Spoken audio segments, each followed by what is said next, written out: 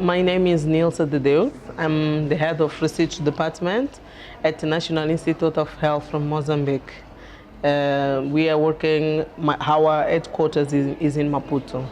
So I heard about IANPHI when I joined INS since 2011. For that time we had a project funded by IANPHI, and this project had the objective to help INS to implement a surveillance of acute febrile syndrome. And we started work on that, but also to strengthen the communication department. For that time I was asking, what is IANPHI? And then my director, Dr. Elashani, he explained what was IANPHI and what was the purpose of IANPHI. Also we had, and we actually continue this collaboration with Fiocruz and with Institute of Aldo Cruz from Brazil, and also has individual with Felix Rosenberg. So Felix went to Mozambique for several times, and Felix actually is helping us.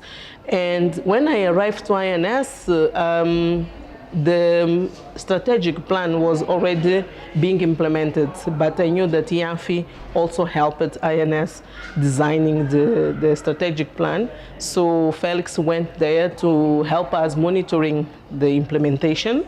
And now, last year, he went to revise the strategic plan so that we can design the new one, because it was for 5 years and ended.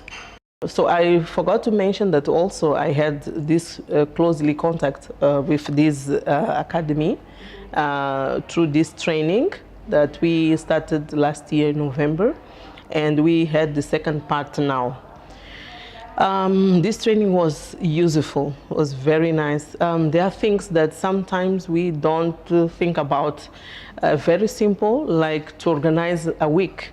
That you go say, okay, how can I organize my week? Okay, you do without knowing that you do, but to monitor if the activities are really being implemented or not. So the very simple things that we learned during this training was very nice. And also to prioritize the activities.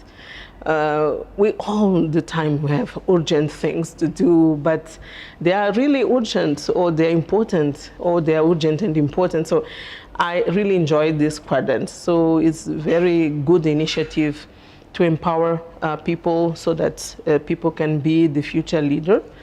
But I think also that we could explore a little bit more through IANPHI collaborations through African institutions, because the reality of Africa is very similar across the countries, and is better when you go to an institution which has the same challenges as your institution, and see how they could face those challenges and how they could implement things even with problems in the institution, and then change expertise on this way to say, okay, so we didn't think about this way, an innovative way to implement things.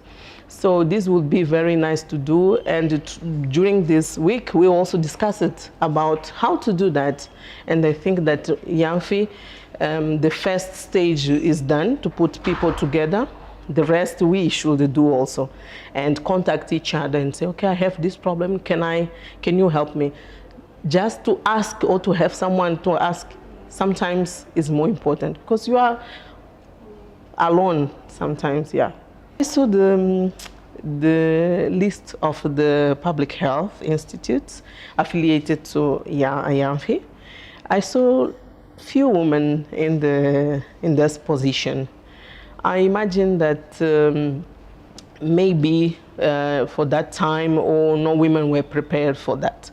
But during this training, I could see, at least for Africa, that we have women, capable women, that can also reach.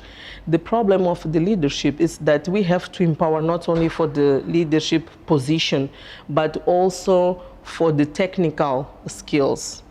It's not fair, I think, myself, to give a position to a woman only for have a gender issue solved. We have also to empower women technically and scientifically, so that we also can have capable women to lead, but also with a scientific and technical vision. If we do that, we are going to also have women capable to take a leadership on the direction of the public health institution that can make justice to our gender also. Yes.